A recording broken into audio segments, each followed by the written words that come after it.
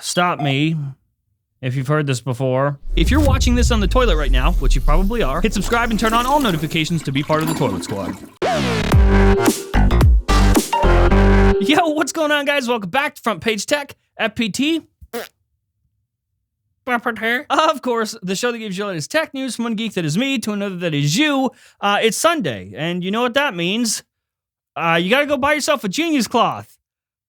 Listen, I don't make the rules. You know, Sam and I, we do our podcast Genius Bar every week, and we said, you know what, the Apple polishing cloth, it's great, but it's too small. So we made a big one, a human-sized one. Some could say that you could even use it as a blanket. But listen, we did not make a lot of them. In fact, there's only a few left. So if you want one, you better hurry up and buy one. I mean, I know we're selling this, so like we're supposed to say this, but I feel like you can literally see on camera just how soft this thing is. It's the softest blanket it's the softest polishing cloth I have ever used. Geniuscloth.com. You know what doesn't cost any money though? Tech news. Alrighty, tighty. So first up for the day, let's talk about macOS. Specifically, what are we going to call that shit? Well, according to this patent extension that was just granted to Apple, Mammoth.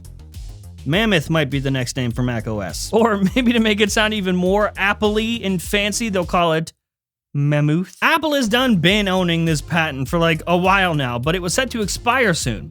But just last month, on November 16th to be exact, they were granted an extension for the trademark, making it seem very likely that they'll be holding on to it for a reason. Also, another fun fact, Mammoth is the last remaining trademark location in California that Apple has not used yet. Mammoth Lakes, California, is a ski resort in the Sierra Mountains.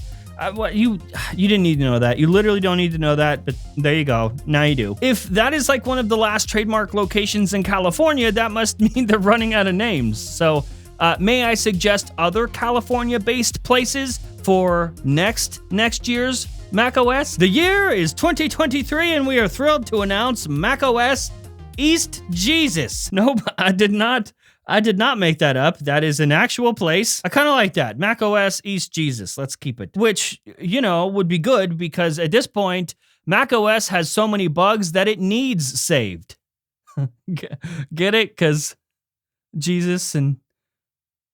Okay, I'll see myself out.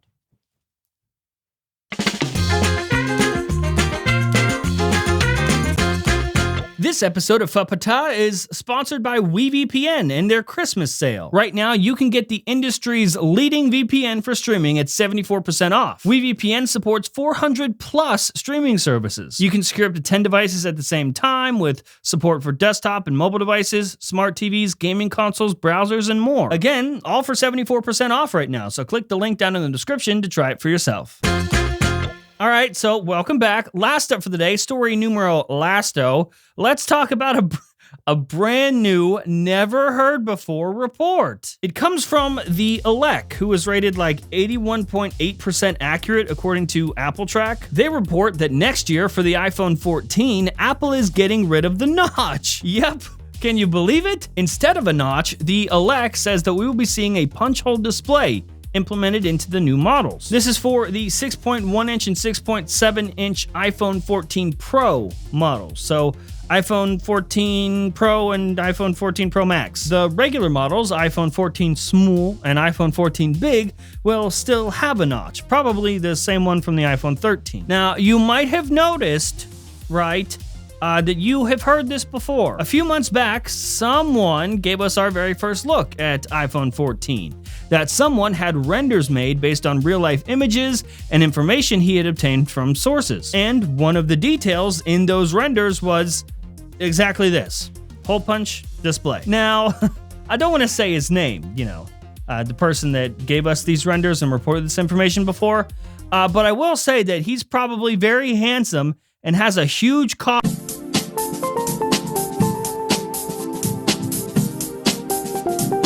As a reminder, there is no mini next year. I've been reporting this for like a year now. The iPhone 13 mini is the last mini. Next year, we'll just be getting a 6.1 inch and a 6.7 inch regular iPhone. What they're going to name it, who knows? Maybe iPhone 14 and iPhone 14 Plus, or iPhone 14 and iPhone 14 Max. I don't know, whichever they choose, it's going to be terrible. It will be terrible. Nothing we can do about that. They screwed up the names years ago. But I mean, some of that report from the elec is kind of new. When we had those renders initially of iPhone 14, the person that gave us those renders said that the model they had seen was the iPhone 14 Pro Max. So as far as they were concerned, the only one that they could be sure had a hole punch display was the 14 Pro Max, and they didn't really see the iPhone 14 Pro regular sized one.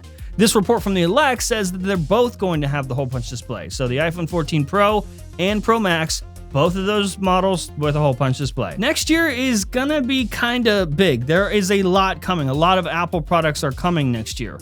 According to Kuoming Chi, we're also getting 3 new Apple Watches. An updated Apple Watch SE, the usual series update, so Apple Watch Series 8, but then also the new rugged version that we've been hearing about. Quo says that that one will be coming next year. Now, this is interesting because remember this? Not very long ago, everyone thought this was going to be the Apple Watch Series 7. This is, yes, one of those leaks that I got wrong. The information that I had was that we'd be getting an Apple Watch that looks like this, with flat sides, squared off. And obviously, the one we got, the real Series 7, was nowhere even close to flat. It wasn't even flat adjacent. But I do know for a fact, I would bet both testicles on it, okay? I know for a fact that a squared off Apple Watch exists. How do I know?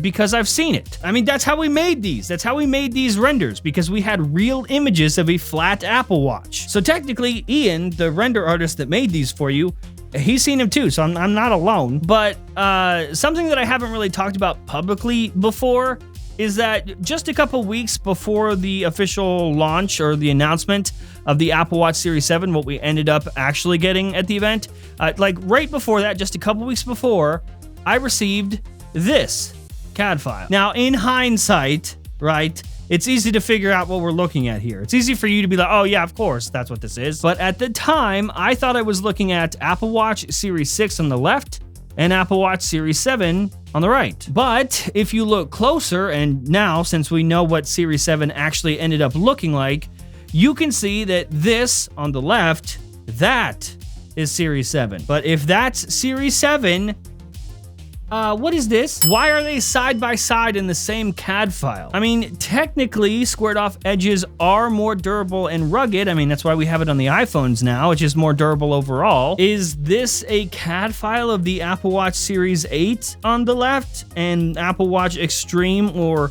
Pro on the right? I don't know. I will leave that up to you to decide. And I will end this episode with a joke. Knock, knock. Who's there? Nobody. Nobody who?